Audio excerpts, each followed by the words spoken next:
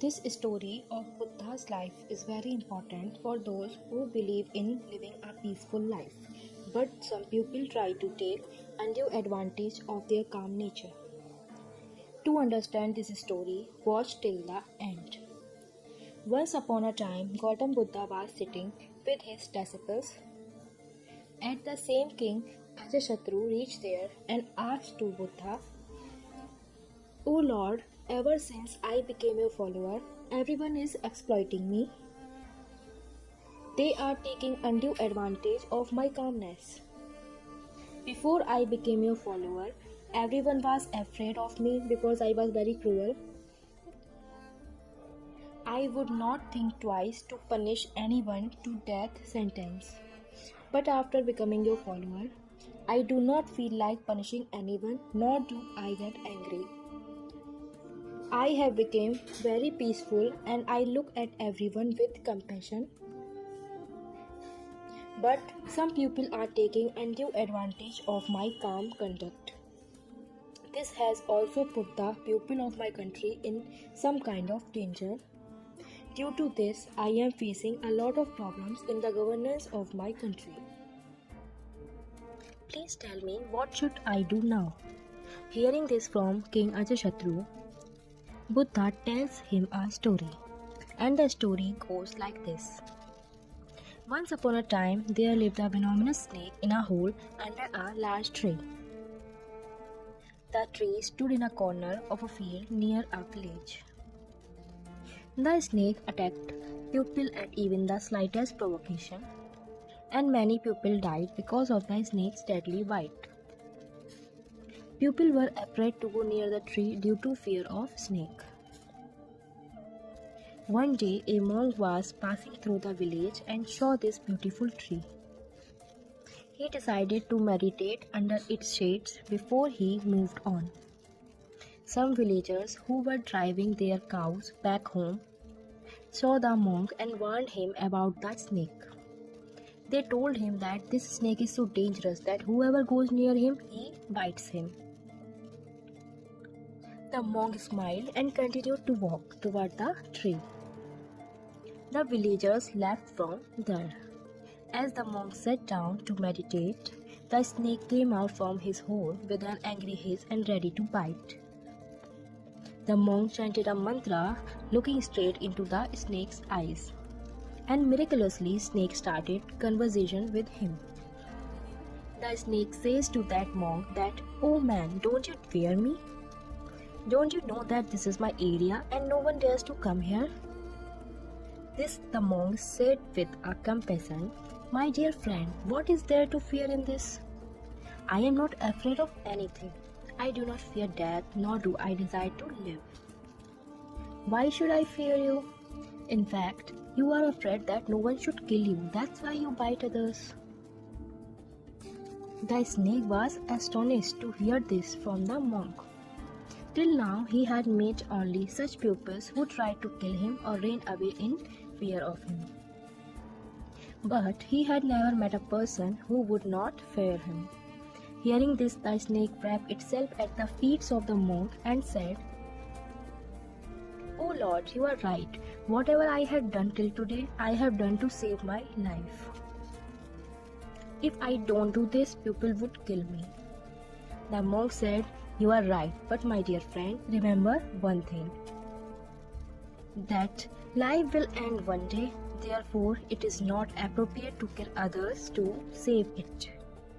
Give up this attachment of your life and be filled with love for others." After saying this, the monk left from there. Snake was influenced by the word of the monk, and he decided that from today onward he will not bite anyone. He gives up his angry nature and stops biting others. But the result of it turns out to be the opposite. When people saw that the snake had stopped biting others, now they start taking undue advantage of this. Those who used to fear him and run away from him now start catching him. Now people would tease him, scratch him and hurt him. Now snake was always wounded and hurt. He was very sad. He was having the hardest time of his life. One day, that monk once again came to that village and sat under the same tree.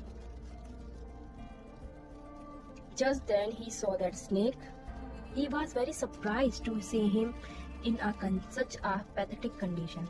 He asked him, "Oh my friend, how did you get in such a pathetic condition? Who has injured you?" The snake replied, "Oh blessed one, you told me to give up on my angry nature and not to bite others. Ever since I left my violent nature and adopted peace. Since then, people have started misbehaving with me. Now no one is afraid of me. People come, hurt me and leave me in miserable condition. Life has become very difficult for me." Hearing this from the snake, the monk said, "My dear friend, it seems that you have misinterpreted my sermon. I told you not to bite others, but I did not stop you from hissing for your self-defense." After telling this story to King Ajatashatru, Buddha asked him, "King, what have you understood from the story? Are you taking my sermon in a wrong way like that snake did?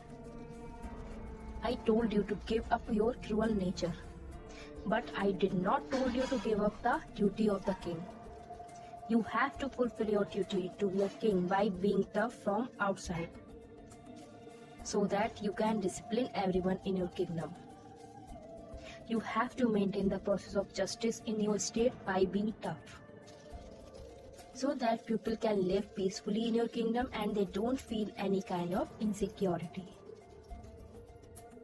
Therefore, you have to rule like a monk from inside and like a king from outside."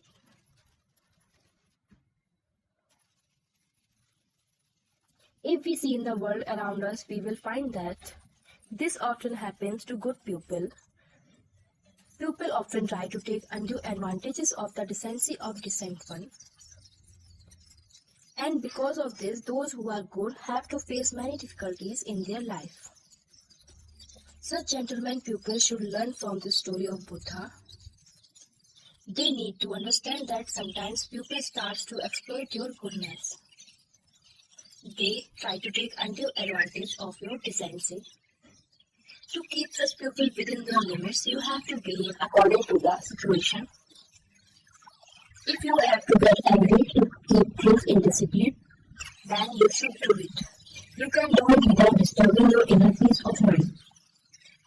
Like an actor who is acting to be angry in a play, but from inside he is not angry, because he knows that it is just a part of a play. Similarly, you have to behave smartly in this world to keep things in control. This is an art of living, and if you can learn this art, then no one can stop you from living a successful and peaceful life.